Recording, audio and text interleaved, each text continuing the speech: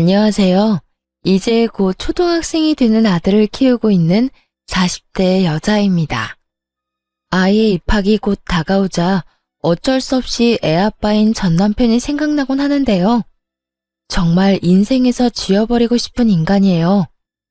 두 번 다신 기억하고 싶지 않지만 아들에겐 아빠가 필요한 시기잖아요.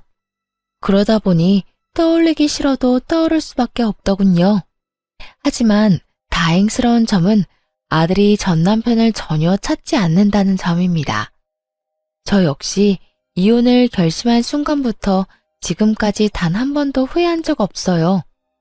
그러면 어떻게 이혼하게 되었는지 본격적으로 이야기 시작해 보겠습니다. 남편과 전 소개팅으로 만난 사이였어요. 처음엔 솔직히 남편의 외모가 마음에 들었습니다. 몇 번 만나다 보니 다정한 성격도 좋더라고요.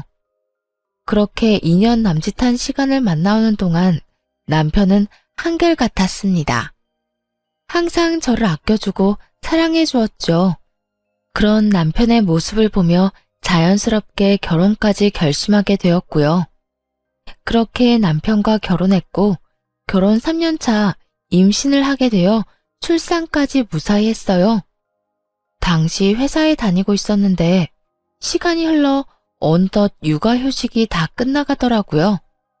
남편과 함께 고민에 빠지게 되었죠. 우선 친정과 시댁 모두 가깝게 살고 있지 않기도 했고요. 양가 부모님 모두 나이가 있으신 터라 아들을 봐줄 만한 기력이 없는 상황이었어요. 복직을 한다면 아들을 하는 수 없이 어린이집에 맡겨야 하는 상황인데 남편과 저는 잘해도 6시가 넘어야 집에 돌아올 테니 아이가 힘들 것 같더라고요. 그렇게 고민이 깊어지던 어느 날 남편이 큰 결심을 한 듯 말하더군요. 다름 아닌 퇴사를 하라고 말이죠. 여보, 내가 생각 많이 해봤는데 그냥 당신 퇴사하는 건 어때? 우리 준민이 생각하니까 도저히 마음이 안 놓여서 안 되겠어. 저 어린 걸 아침부터 저녁까지 어린이집에 어떻게 보내? 뭐? 퇴사? 내가 퇴사하면 당신이 너무 힘들어지지 않을까? 아무래도 버는 돈이 적어질 텐데 당신 부담도 커질 테고 말이야. 그래도 내가 한 집의 가장인데 그 정도 부담감은 어깨에 얹고 살아야지. 다른 건 몰라도 돈 때문에 망설이는 거면 그냥 퇴사해. 내가 더 열심히 벌면 되니까. 당신 지금은 이렇게 말해놓고 나중에 딴소리 할 건 아니지?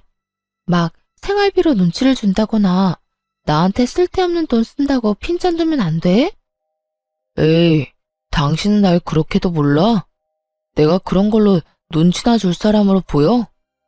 우리 연애까지 합치면 5년 넘게 보고 살았어. 그 정도 봤으면 나 잘할 텐데. 사람 일이란 건 어떻게 될지 모르는 거니까 하는 말이야.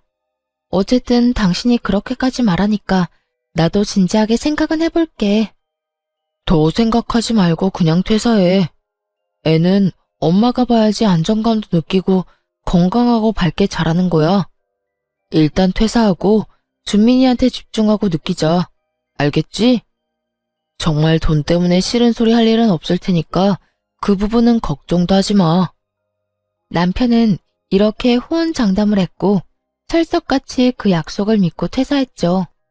퇴사 후 집에서 애를 보기 시작했을 때 남편은 노력하는 듯 했어요. 온종일 말도 못하는 아들과 씨름하느라 고생하는 저를 안쓰러워하기도 했고 1시간이라도 더 자라며 퇴근 후에 아들을 대신 돌봐주기도 하고요. 여보, 들어가서 좀 자. 피곤해 보인다. 아니야, 당신도 피곤하잖아. 난 괜찮으니까 당신이나 좀 쉬어. 괜찮기는? 당신 지금 쓰러질 것 같아. 나는 내일 회사 가서 잠시 자면 되지만 당신은 또 하루 종일 애 봐야 하잖아. 그러니까 내 말대로 들어가서 자. 이렇게 다정한 사람이었는데 그런 시간이 그리 길게 이어지진 않더라고요. 고작 아들의 돌이 지날 무렵부터 남편이 변하기 시작했으니까요. 처음엔 가볍게 핀잔을 주기 시작하더라고요. 아니, 집에서 하는 거라곤 애 보고 살림 사는 거 다 아냐? 근데 반찬꼴이 이게 뭐야? 먹을 만한 게 하나도 없잖아. 남편 말만 들으면 밥상을 아주 무성의하게 차렸을 거라 생각하실 수도 있겠네요. 전혀요. 국은 물론이고 나물에 고기에 생선까지 올린 밥상이었어요. 심지어 평소 남편이 좋아하는 반찬까지 가져다 놨답니다. 무려 소금물에 절여 3일을 말린 조기 말이죠. 거기까지만 해도 기가 막히는데 이런 말까지 이어서 하더군요. 밥상이 이 모양 이 꼴인데 무슨 장은 그렇게나 보는 거야? 하여튼 돈 한 푼 못 벌면서 돈 무서운지 모른다니까. 카드 한도 넉넉하다고 마음 놓고 쓰나 본데 내가 오늘 한도 낮췄어. 그런 줄 알고 형편에 맞춰서 써. 사람이 어떻게 저렇게까지 변할 수 있나 하는 생각이 들더라고요. 언제는 돈 때문에 싫은 소리 하는 일은 절대로 없을 거라고 하더니 1년 만에 완전히 변한 모습이 참 놀랍기까지 하더군요. 심지어 그날의 몇 달 전만 해도 이런 말을 했던 사람입니다. 여보, 아기 돌보랴, 내 먹거리 챙기랴, 여러모로 힘들지? 그래서 하는 말인데 내 아침이나 저녁은 안 차려줘도 돼. 밖에서 대충 먹으면 되니까 그럴 시간에 한숨이라도 더 자. 그리고 당신 요즘 끼니도 제대로 못 챙기는 것 같은데 좀 챙겨 먹어. 차릴 시간이 없으면 시켜서라도 먹어야 해. 알겠지? 다른 건 몰라도 잘 먹고 잘 자야 당신 몸이 안 상하니까.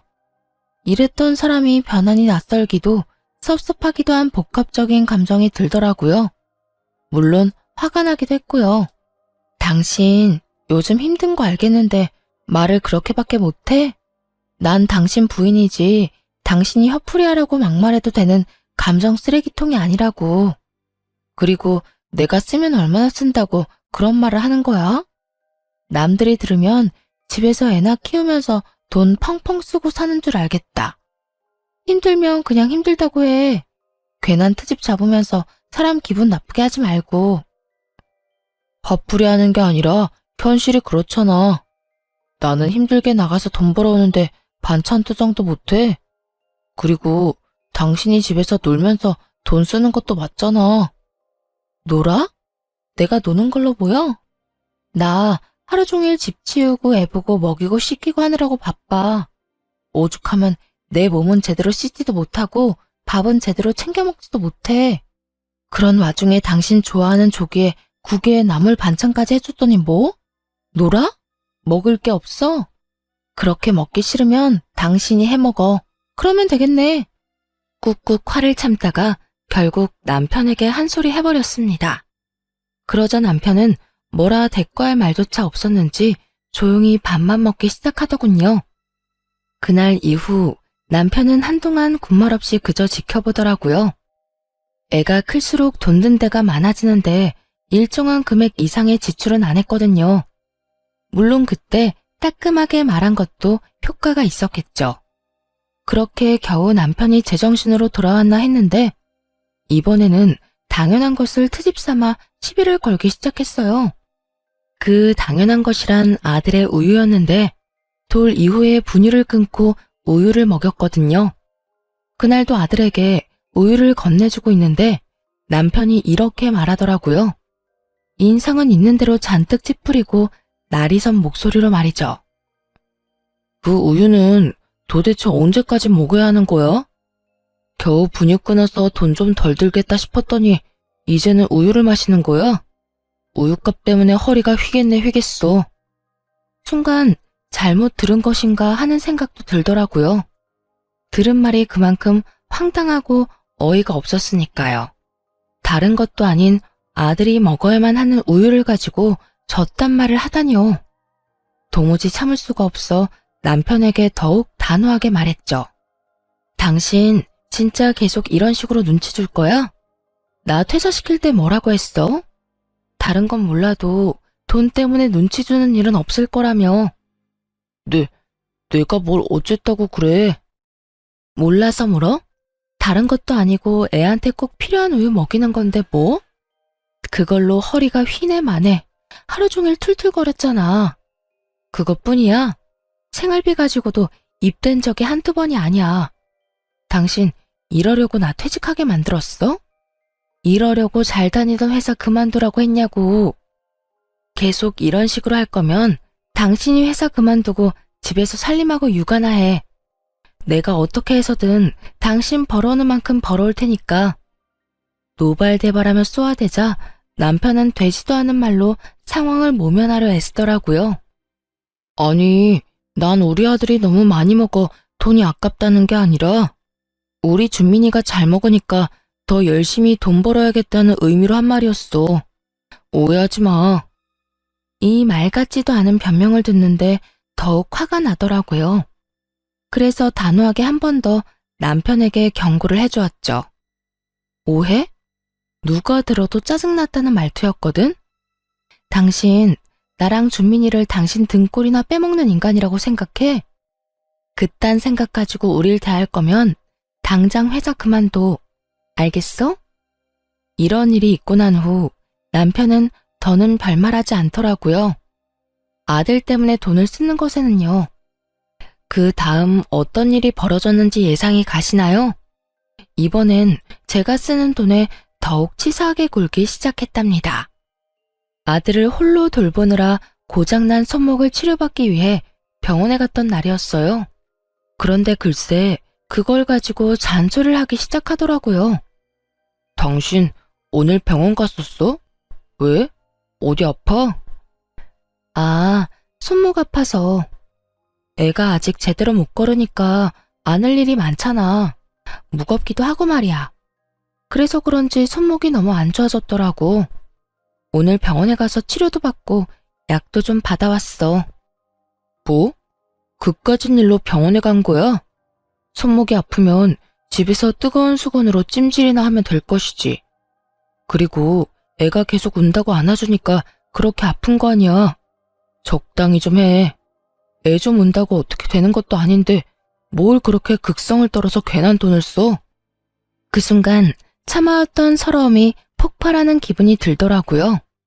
몸이 아픈데 저딴 식으로 치사하게 나오니 눈물이 다 날 지경이었어요.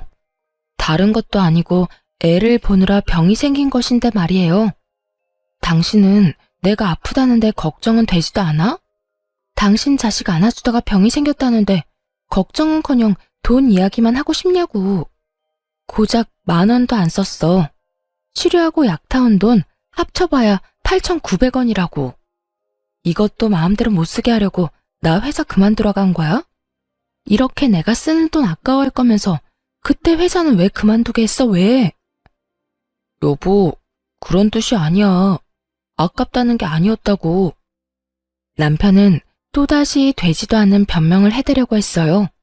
하지만 더는 그 신뢰감이라곤 하나도 없는 말을 듣고 싶지도 않더라고요. 그래서 남편의 말을 막아버렸죠. 됐어. 당신 하려는 말이야 뻔하고 그 말 믿기지도 않아. 매번 미안하다 그런 뜻이 아니었다고 말하면서 하는 행동은 똑같잖아. 다 됐고 이까지 카드 가지고 가. 그리고 지금부턴 생활비 입금해. 그 돈을 내가 어떻게 쓰든 간섭하지 말란 말이야. 알겠으니까 화 좀 그만 내. 애 놀라겠다. 그쯤 되니 누구 좋자고 퇴직했나 헷갈릴 지경이었어요. 남편 때문에 아들에게 뭐 하나 해주는 것도 눈치가 보일 지경이었고 무엇보다 그런 신세가 행복하기는커녕 한탄스럽게까지 했으니까요. 남편은 그날 바로 생활비를 입금해 주었습니다. 넉넉한 돈은 아니었지만 퇴직 이후 처음으로 경제적인 자유가 느껴지더라고요. 하지만 이대로 만족하면 안 된다는 생각이 들었어요. 또 어떤 이유를 대며 남편의 잔소리가 시작될지 모르잖아요. 더는 돈 때문에 이렇게 마음고생하고 싶지도 않았고요. 그래서 아직 쓰지 않았던 퇴직금으로 뭐라도 해보기로 했습니다. 알아보니 무인 아동복 매장이 괜찮은 것 같더라고요. 초기 자본도 가진 돈으로 충분히 될 수 있었고 아들과 함께 일할 수도 있었어요. 그래서 바로 아동복 매장을 열었습니다. 혹시 몰라 남편에게는 비밀로 하고 일을 시작하게 되었어요. 그렇게 시간은 흘러 아이는 어린이집에 가도 무리가 없을 만큼 자랐습니다. 다행히 매장도 자리를 잘 잡았어요. 어느새 매출은 남편에게 받는 생활비를 넘긴 상태더라고요. 그래도 그 돈을 함부로 쓰지 않고 앞날을 위해 차곡차곡 모아두었어요. 이렇게 말씀드리면 엄청난 돈을 벌었다고 오해하실 수도 있는데 워낙 남편이 주는 생활비가 적었던 터라 쉽게 넘길 수 있었어요. 아무튼 남편에겐 계속 비밀로 하면서 생활비가 모자랄 땐 충당하며 살고 있었죠. 그러던 어느 날 친정에서 연락이 왔더라고요. 딸, 어떻게 하니? 너희 아빠 또 수술해야 할 것 같아. 정말? 어떻게 하긴 어떻게 해. 수술하면 되지. 왜? 수술비 때문에 그래? 그렇지 뭐. 수술비가 한두 푼도 아니고 이미 너희 아빠 뒷바라지 하느라 돈도 없어. 이 일을 어쩌면 좋니? 엄마, 돈 걱정하지 말고 아빠 수술 날짜나 잡아. 내가 해결해 줄 테니까. 슬프게도 친정아빠가 수술을 받아야 할 일이 생겨났습니다. 아빠가 이미 오래 지병을 앓으셔서 친정엔 돈이 많이 남지 않은 상황이었어요. 딸된 도리로 그간 모아뒀던 돈으로 친정에 도움이 되어야겠다는 생각을 했죠. 그렇게 수술 날만 기다리고 있는데 남편놈이 먼저 아빠 이야기를 꺼내더라고요. 이때껏 친정 이야기는 꺼내지도 않던 인간이 어떻게 한 것인지 모르겠지만요. 갑자기 대화를 하자길래 무슨 이야기인가 싶어 들어보니 정말 가관이더군요. 이야기 들었는데 혹시나 해서 하는 말인데 우리 돈 없어. 아니, 난 장인어른 수술비 줄 돈 없어. 그러니까 혹시라도 당신 나한텐 돈 이야긴 꺼내지도 마. 뭐? 지금 뭐라고 했어? 장인어른 수술비 못 준다고. 당신도 알다시피 나 혼자 버는데 수술비처럼 큰 돈이 어디 있어. 혹시나 당신이 수술비 이야기 꺼낼까봐 내가 먼저 말하는 거야. 어차피 남편에게 그 돈을 받을 수 있을 거란 생각은 하지도 않았어요. 그런데 막상 남편이 저딴 식으로 기분 나쁘게 말하니 오기가 생기더라고요. 이때껏 내가 이 집에서 해준 일이 얼만데 하는 생각이 들기도 했고요. 내가 이때까지 이 집에서 살림하고 애 돌본 시간을 시급으로 치잖아? 그럼 우리 아빠 수술은 시켜주고도 남아. 그런데도 수술비에 보탤 돈이 없다고? 좋아. 많이 양보해서 수술비의 절반만 받을 테니까 그건 내놔. 알겠어? 그러자 남편은 노발대발하며 화를 내기 시작하더라고요. 돈은 죽어도 못 주겠다면서 말이죠. 그걸 왜 나보고 달래? 내가 그런 돈이 어디 있다고? 나 혼자 벌어서 생활비 주고 내 용돈 조금하고 남는 돈이 어디 있었겠어?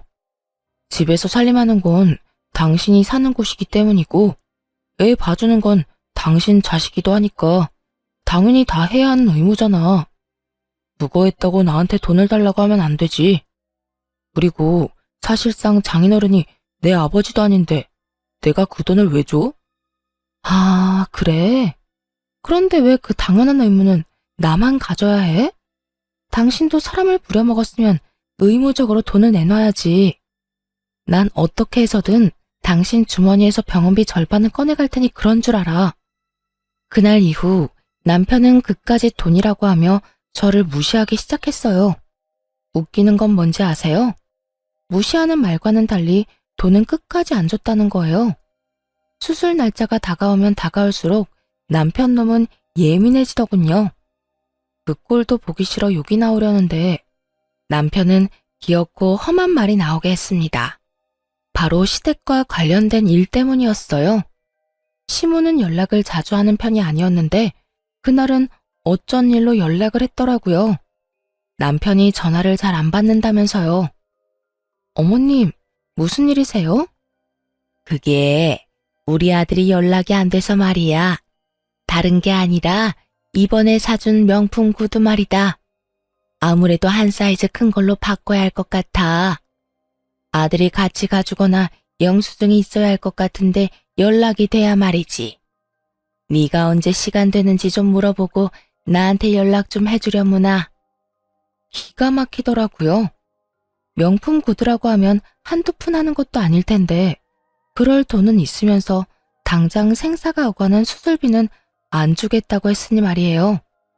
그날 저녁 여전히 예민한 남편에게 따져 물었어요. 당신 진짜 해도 너무한 거 아니야? 갑자기 왜 이래? 말을 알아들을 수 있게 해야 할 거 아니야. 나 오늘 어머님하고 통화했거든? 당신이 명품 구두 사드렸다며. 사이즈가 작아서 바꿔야 하니 영수증을 주든 직접 오든 하라고 하시더라. 우리 아빠 수술비는 없어도 어머님 명품 구두 사줄 돈은 있나 보네? 그거랑 같아? 다르지. 아주 많이 다르지. 어머님 명품 구두는 사치품이고 우리 아빠 수술비는 생명이 연관된 건데 다르지. 그게 아니라 우리 엄마니까 내 돈으로 뭘 사주든 무슨 상관이냐고.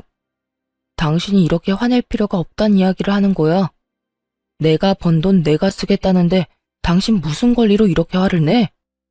권리? 지금 권리라고 했니? 당신이 벌어서 쌓은 돈에는 내 몫도 있어. 집안일에 신경 하나 안 쓰고 회사 생활을 평탄히 할 수 있는 이유가 뭐 같아? 당신과 우리 애를 위해 집에서 일을 하는 내 덕이라고. 뭐? 무슨 그런 웃기지도 않은 말을 해. 당신이 번 돈도 아닌데 무슨 당신 몫이 있어? 그래, 당신 아빠 수술비 절반은 줄 테니까 힘들게 일하고 온 사람 괴롭히지 좀 마.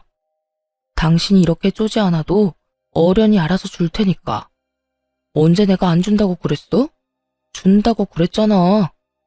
남편은 적반하장으로 화를 내며 그까지 수술비 준다고 큰 소리를 쳤습니다. 그런 인간에게 상식을 들이대봤자죠. 내 입만 아프겠다는 생각에 대꾸도 안 하고 입을 다물어 버렸습니다. 가정주부는 집안 재산에 아무런 권리도 없다는 사람과 무슨 대화를 하겠어요?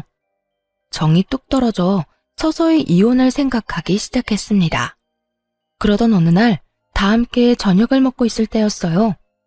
이것저것 골고루 잘 먹는 아들에게 남편이 또 시비를 걸어대더군요. 누굴 닮아서 저렇게 먹어대는 건지. 너 그렇게 먹으면 돼지 돼, 돼지. 당신 지금 애한테 무슨 말을 하는 거야? 잘 먹으면 보기 좋은 거지. 왜 그딴 말을 해? 너무 놀라 황급히 아들의 귀를 막으며 남편에게 조용히 하라고 했습니다. 남편은 그런 저를 한번 흘겨보더니 다시 그 입을 뗐어요. 내가 틀린 말 했어? 살찌면 계속 옷을 새로 사야 하는데 그 돈은 누가 벌어와? 하여튼 엄마나 아들이나 어떻게 해서든 내 돈 뜯어내려고 안달이 났지. 내가 무슨 돈 벌어오는 기계도 아니고 돈 하면 그냥 돈이 나오는 줄 아나? 이 녀석아, 적당히 좀 먹어. 그 순간 아들이 보고 있지 않았다면 그 밥상을 다 엎어버렸을 거예요. 그만큼 너무나 화가 났어요. 해도 정말 너무하다는 생각밖에 들지 않더라고요. 다른 집 부모들은 아무리 가난해도 자식 입에 들어가는 건 아깝지 않다고 하던데 어떻게 아빠라는 인간이 애한테 적당히 먹으라고 화를 낼 수가 있는 것인지 이해하려고 해봐도 도무지 받아들일 수가 없더라고요. 그대로 아들을 아랫집 할머니께 맡기고 올라와 남편과 제대로 싸우기 시작했어요. 당신 진짜 미쳤어? 어떻게 애한테 그런 말을 해? 당신이 그러고도 아빠야? 내가 뭐 틀린 말 했어? 다 돈이잖아, 돈. 아무리 그래도 그렇지. 애가 잘 먹는 거 가지고 화내는 게 정상이라고 생각해? 당신 머릿속엔 오로지 돈뿐이니? 네 아들이 상처받을 건 안중에도 없어? 나한테 돈 달라며. 아껴야 당신이 원하는 대로 당신 아빠 수술비라도 좀 드릴 거 아니야. 남편은 비아냥대며 아빠 수술비를 언급했습니다. 역시나 수술비가 남편 놈의 심기를 건드렸던 거였어요. 그 말을 듣는데 정말 그 돈만큼은 꼭 받아야겠다는 생각이 들었어요. 아, 그래? 그러면 지금 당장 줘. 이때껏 우리한테 많이 아꼈으니 그 돈 당장 줄 수 있을 거 아니야. 당신은 나 보면 돈밖에 생각이 안 나냐? 나한테 맡겨놓은 돈이 있는 것도 아니면서 왜 자꾸 돈을 달래? 당신이 그따위로 구니까 돈 타령을 하지. 방금 한 말 기억 안 나? 아껴야 우리 아빠 수술비라도 줄 거 아니냐며. 돈 이야기 먼저 꺼낸 건 당신이야. 그렇게 한참을 돈 이야기를 하며 싸웠어요. 그러다 어느 순간 남편이 갑자기 저를 멍하니 보더니 이혼하자고 하더군요. 우리 이혼하자. 뭐? 지금 이혼하자고 했니? 지금 이혼하자고 할 사람이 누군데 이 인간이 감히? 이 상황이 믿기지 않아 다시금 남편에게 되물었어요. 그러자 남편은 고개까지 끄덕이며 이혼하자고 말하더군요. 이혼해. 아무리 생각해도 내가 당신 아빠 수술비를 왜 줘야 하는지 모르겠어. 정확히는 내가 왜 당신 친정일까지 다 책임져야 하는 건지 모르겠다고. 이번 한 번만 도와주면 끝날 문제도 아니잖아. 앞으로 이런 일이 일어날 때마다 나한테 돈 타령할 거 아니야? 내가 왜 힘들게 번 돈으로 남 뒷바라지나 해야 해? 난 그렇게 살기 싫어. 배우자의 부모까지 부양해야 하는 의무가 없다는 거 저도 잘 압니다. 하지만 이건 아니다 싶었어요. 수술비 전액을 요구한 것도 아니고 절반만 달라고 했을 뿐인데 저러다뇨. 또 남편이 본인 부모님한테는 얼마나 끔찍해 하는지 아세요? 철마다 여행 보내드려. 조금만 앓는 소리가 나오면 몸에 좋다는 보약 지어드려. 몸보신하라고 용돈 봉투까지 두둑하게 드린다니까요. 게다가 최근에는 명품 구두까지 사드린 걸 알고 있었기에 더욱 화가 났죠. 아내 덕에 마음 편히 회사 생활하며 번 돈으로 온갖 효자짓은 다 한 주제에 이제와 처가댁에 들여야 하는 돈이 아까우니 저를 버리더군요. 누구는 애 보고 살림하느라 집에서 하루하루 늙어갔는데 말이에요. 그러니까 당신 부모님 여행 보내주고 용돈 준 거는 당연한 거고 우리 부모님껜 수술비 절반 드리는 것도 아까워서 이혼하겠다. 이 말이네? 그래, 하자 이혼. 나도 당신 같은 인간이랑 더는 살고 싶지도 않아. 그런데 당신 그건 알지? 나랑 이혼하면 당신 재산 분할해줘야 하는 거. 각오나 단단히 하고 있어. 아무리 좋은 변호사를 선임해도 나한테 재산 분할은 무조건 해줘야 할 테니까. 그러자 화들짝 놀란 남편이 화를 내더라고요. 재산 분할 문제는 전혀 생각지도 못한 듯 했어요. 이혼을 하자는 놈이 그런 건 예상도 못했다니 참 한심스럽게 짝이 없더군요. 뭐? 재산 분할? 당신이 내 재산 불리는데 뭘 했다고 나눠줘. 당신이야말로 이상한 꿈 같은 건 꾸지도 마. 가지고 갈 게 있긴 하겠네. 이 집 살 때 당신이 절반 냈었으니까 집 팔아서 절반 줄게. 그거나 받고 떨어져. 앞으로 어떻게 될진 지켜보면 알겠네. 네 말이 맞을지 내 말이 맞을지 말이야. 어쨌든 당장 이 집에서 나가줄래? 뭐 당신이 혼자 우리 아들 케어할 수 있으면 내가 나가도 되고. 남편은 그대로 대꾸도 없이 집을 나가버렸습니다. 아쉬울 것 하나 없이 바로 변호사를 선임해 이혼을 준비했어요. 그동안 아빠는 수술을 무사히 마치셨고 천만다행으로 잘 회복하셨어요. 수술비는 당연히 제가 혼자 마련해드렸죠. 그렇게 한결 편안한 마음으로 이혼 준비에 박차를 가하던 어느 날이었습니다. 언젠가부턴가 신경 쓰이는 일이 생겨나더군요. 그건 바로 며칠 동안 똑같은 자동차가 뒤를 쫓고 있다는 것이었어요. 처음엔 그저 착각이겠거니 했는데 신경을 쓰고 살펴보니 타깃이 저더라고요. 덜컥 겁이 나 곧바로 경찰에 신고했죠. 그렇게 경찰서에서 그 남자의 정체를 알게 되었는데 다름 아닌 남편의 부탁을 받고 제 뒤를 쫓던 사람인 거예요.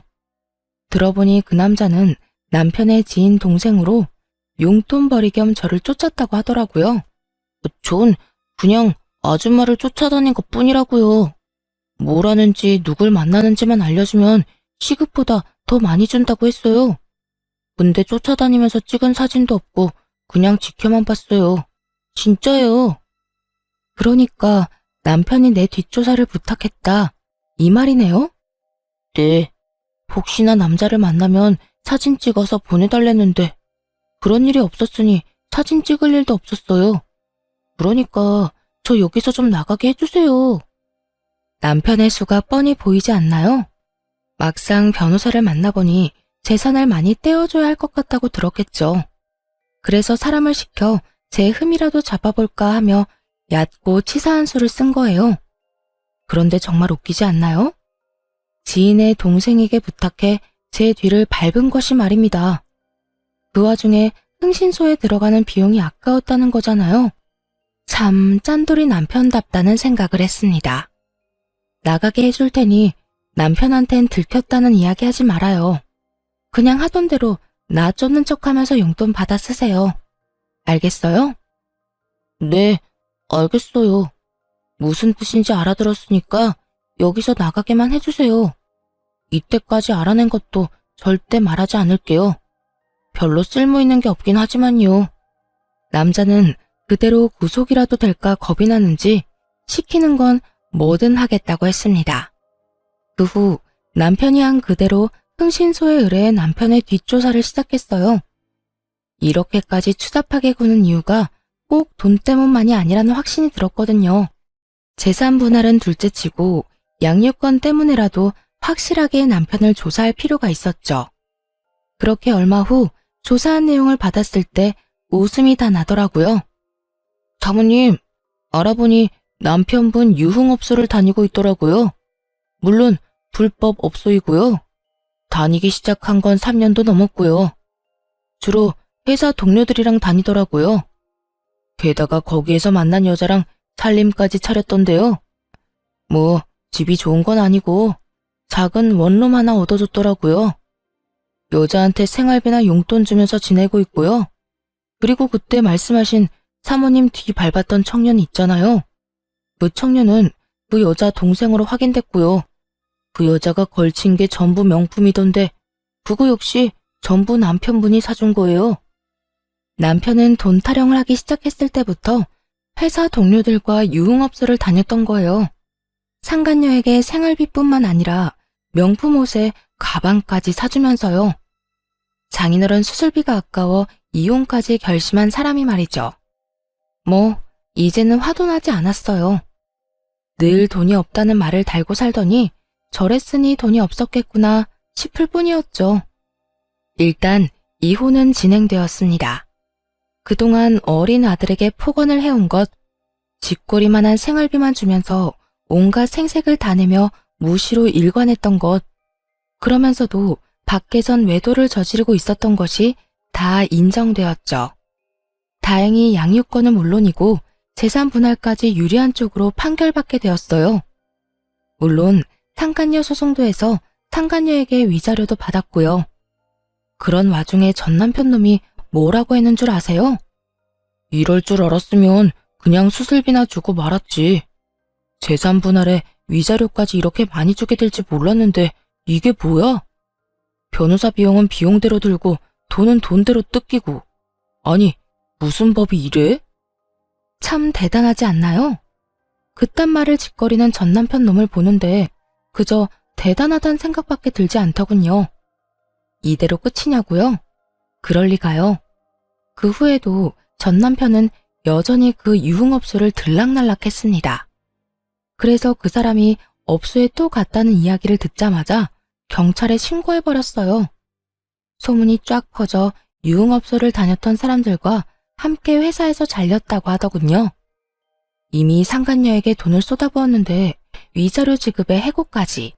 전 남편은 완전히 아무것도 없는 신세가 되었죠. 그 뒤 아들을 만나는 날 거짓골로 나타난 전 남편이 갑자기 하소연하기 시작했어요. 꼴이 왜 그래? 밥은 먹고 다녀? 다른 날도 아니고 아들 만나러 오는 날인데 좀 신경 쓰고 오면 안 돼? 내가 지금 그런 거 생각할 처지가 아니야. 나 요즘 원룸에서 지낸다. 당신한테 위자료 주고 벌금 내고 게다가 회사에서도 잘리는 바람에 양육비를 겨우 주고 있다고. 이 마당에 내가 아들 신경 쓰게 생겼어? 그래서 뭐 그런 와중에 양육비는 줘서 고맙다고 인사라도 해주길 바라는 거야? 그런 뜻이 아니라 그만큼 힘들다는 말을 하는 거야. 내가 땡전 한 푼 없다고 그 여자도 도망갔어. 이때까지 해준 게 얼만데. 내가 사준 가방 좀 팔자고 하니까 바로 다음날 짐 싹 싸서 도망간 거 있지. 믿을 사람 하나 없다더니 어떻게 나한테 그럴 수가 있어? 들어보니 상간녀는 뒤도 돌아보지 않고 도망을 갔다고 하더라고요. 전 남편에게서 더는 빼먹을 것도 없고 받은 것까지 뺏길 위기에 처하니 그랬겠죠. 그래서 남편은 상간녀와 함께 살고 있던 원룸에서 혼자 지내고 있다고 했어요. 아들과는 눈도 마주치지 않는 남편의 모습에 더는 의미가 없다는 생각이 들었어요. 당신 진짜 제정신 아니구나. 나한테 한 짓이 얼만데 내 앞에서 하소연이나 하고 싶어?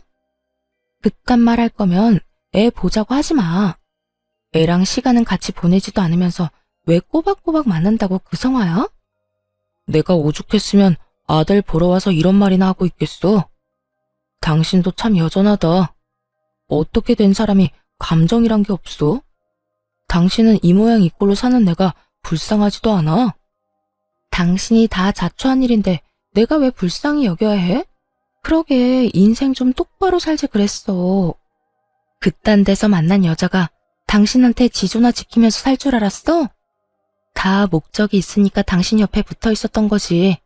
뭐? 진짜 말 그따위로밖에 못해? 이렇게 말해주는 것도 감지덕지 여기며 살아. 더 할 말 없으면 이만 갈 테니까 양육비나 제대로 보내. 그렇게 당시 지내고 있던 친정에 아들과 함께 돌아왔습니다. 경고했음에도 그 후론 잘 들어오던 양육비마저 입금되지 않더군요. 차라리 잘 됐다는 생각이 들기도 했어요. 사실 아들도 아빠를 전혀 보고 싶지 않아 했거든요. 그렇게 서로 얼굴 보지 않고 사는 대신 양육비 받은 셈 치자 싶었던 것이죠. 그런데 몇 달이 지난 어느 날 전 남편이 친정으로 찾아왔더라고요. 마지막으로 본 모습보다 더 거짓골을 하고 말이에요. 여보, 당신 가게 대박 났다며? 나 다 들었어. 언제 그런 가게를 차린 거야? 당신 정말 대단하다. 여기까지만 들어도 전 남편의 추악한 계획을 알 것 같더라고요. 제가 사업을 해서 대박 났다는 소식을 듣고 빌부터 볼까 하며 찾아온 곳이었어요. 도대체 어디서 어떻게 저런 소식을 전해 들었는지 알지는 못하겠지만요. 그 이야기는 또 어떻게 들은 거야? 그래, 나 대박 났어. 그런데 그게 왜? 당신이랑 아무 상관도 없는 일이잖아. 에이, 무슨 말을 그렇게 섭섭하게 해. 우리가 이혼은 했어도 우리 사이에 아들이 있는데 완전히 남남이 될 수는 없잖아. 아들? 아들 생각하는 사람이 아들 먹는 거 입는 걸 그렇게 아까워했어? 유흥업소나 들락날락하면서? 당신 지금 이러는 거 가증스러워. 왜 갑자기 아들 사랑하는 아빠 코스프레야? 같이 살 때는 아들 한번 제대로 안아준 적도 없었으면서. 잘못을 오목조목 짚어주자 전 남편은 할 말이 없었는지 조용히 듣기만 하더군요. 그러다 갑자기 무릎을 꿇고 빌기 시작했어요. 여보, 이때까지 내가 당신이랑 우리 아들한테 잘못하고 살았던 거 알아. 그땐 딴 곳에 정신이 팔려서 무슨 짓을 하고 있는지도 모르고 살았었어.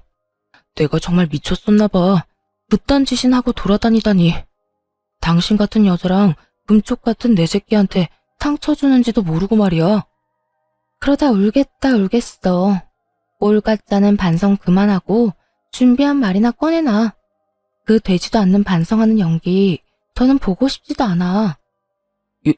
연기라니. 난 진심이라고.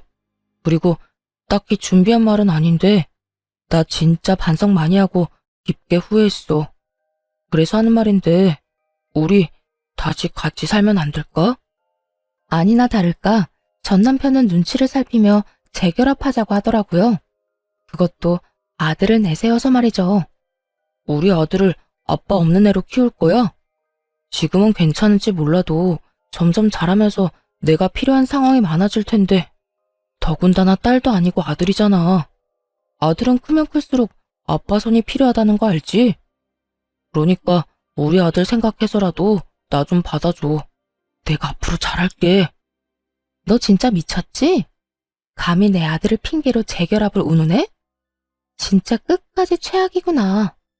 네가 한 짓이 있는데 어떻게 이제 와서 그딴 말을 해? 그러니까 내가 이렇게 빌잖아. 정말 반성 많이 했다니까. 지나간 과거는 과거로 묻어두고 우리 아들 앞날만 생각하자, 응? 웃기고 있네. 네가 지금 내 돈 보고 이러는 걸 모르는 줄 알아? 왜? 가게 대박 났다고 하니 내가 돈방석이라도 안 준 줄 아니? 왜? 아니야? 알아보니까 당신 가게 엄청나게 잘 된다고 하던데. 다 빚이야, 빚. 가게 차리는데 한두 푼 드는 줄 알아? 내가 저 빚 갚는다고 등골이 휘는데 이 와중에 당신까지 책임져 주길 바래? 시험 삼아 거짓말로 가진 거라곤 빚밖에 없다는 말을 해봤습니다. 그러자 전 남편은 그제야 가면을 벗고 욕을 하며 몸을 일으키더라고요. 그것이 전 남편의 본 모습이었던 것이었죠. 어이씨, 그런 거였으면 진작 말했어야 할 거 아니야. 괜히 시간 낭비만 했네. 하긴 당신 같은 여자가 돈방석에 앉았으면 너도 나도 다 가게 차렸겠지. 게다가 위아래로 훑어보며 비아냥대기까지 했어요. 곧 자신에게 닥칠 앞날을 알지도 못한 채 말이에요. 그래, 이게 당신 본 모습이지. 반성은 개뿔. 그것도 다 연기지? 그래, 내가 반성할 게 뭐 있어? 아니, 당신이 오죽 형편없었으면 내가 나가서 돈 주고 그런 짓을 했겠어? 당신이랑 그때까지 살아준 것만 해도 고맙게 생각하라고. 내가 당신 같은 여자랑 같이 산다고 얼마나 괴로웠는지 알기나 해? 나만 보면 돈 타령해 애는 울기나 하지. 어느 하나 마음에 드는 게 없었다고. 곱비 풀린 망아지처럼 폭언을 뱉는 전 남편에게 참지 못하고 손을 올려버렸어요.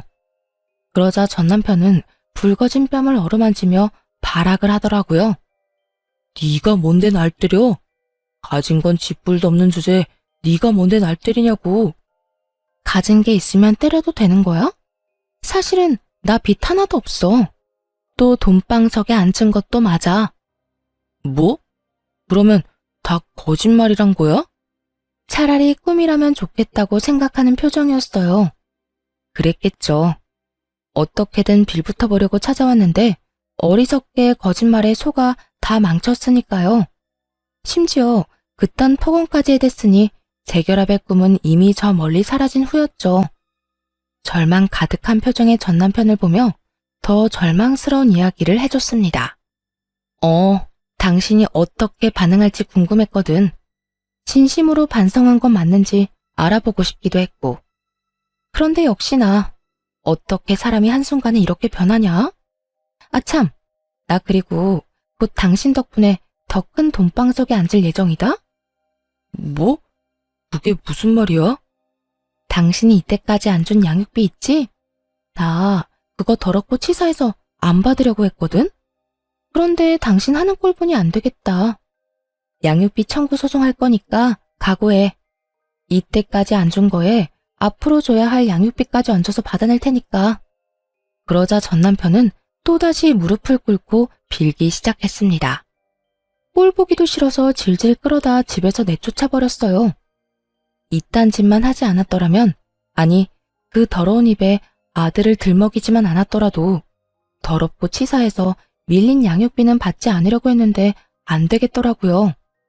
전 남편 놈이 저렇게 나오니 하나도 남김없이 다 받아내야 하겠더군요. 그렇게 끊고 다쳐봐야 두 번 다신 저딴 짓거리를 못할 테니까요. 그 후 지체할 것 없이 양육비 청구 소송을 진행했습니다.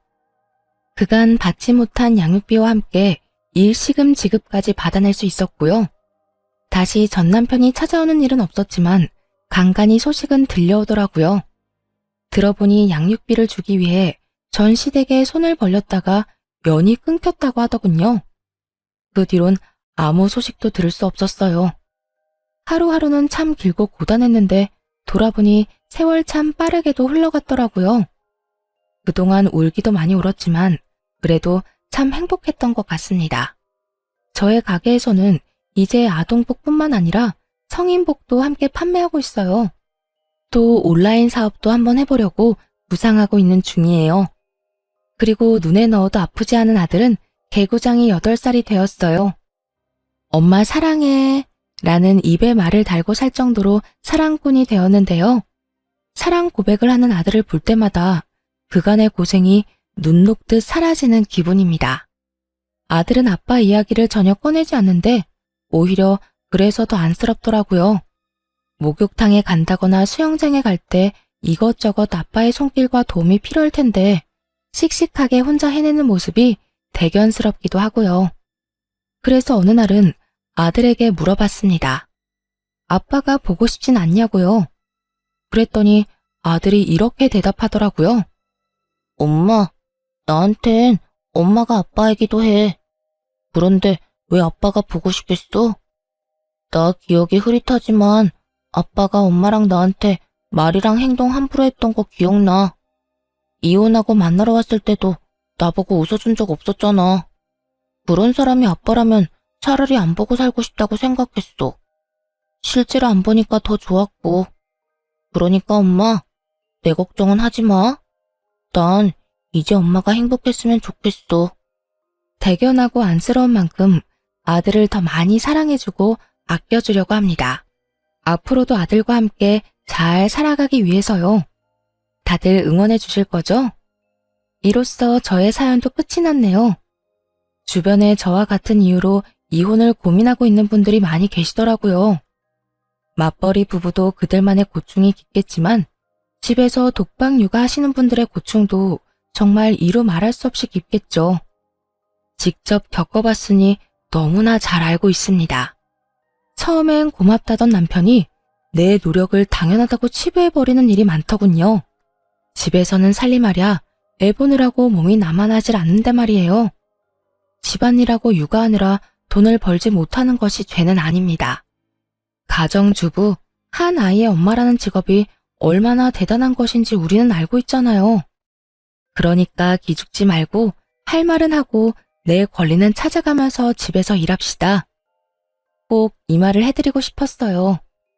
다들 화이팅입니다. 긴 글에 함께 해주신 분들 감사합니다.